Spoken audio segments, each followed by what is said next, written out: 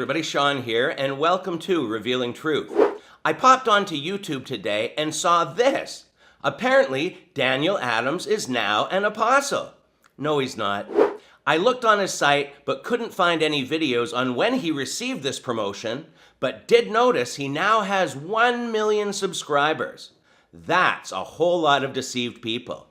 But the fact that he's allowing that video to call him an apostle says a lot. There are no apostles today as there were in the Bible. So let's review a past video on 5 reasons why this is true.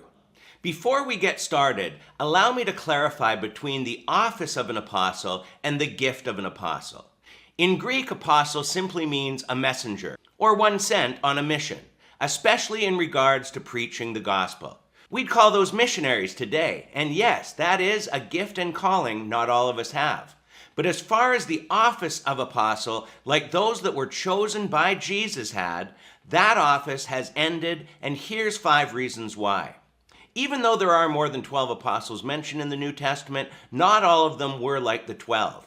So the first reason there are no apostles today is because Jesus personally chose the 12. Now, some teachers view Matthias as an invalid apostle and believe that Paul was God's choice to replace Judas Iscariot as the 12th apostle.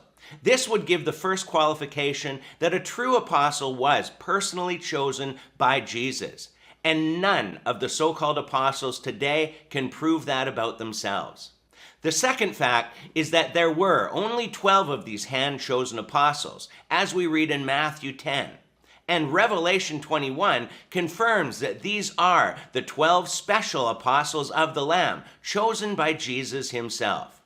The third reason is that the church and God's work was built on the foundation of the apostles and prophets. You don't build a foundation more than once, and the apostles had the unique authority to be used by God to write the Bible.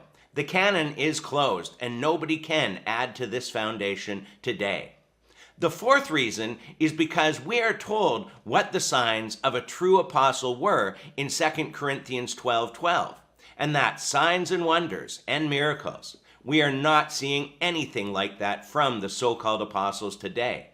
At best, we hear of a shoulder pain disappearing, a leg being lengthened 1/4 of an inch, or 3 toes that grew back, but they won't give us any proof of that.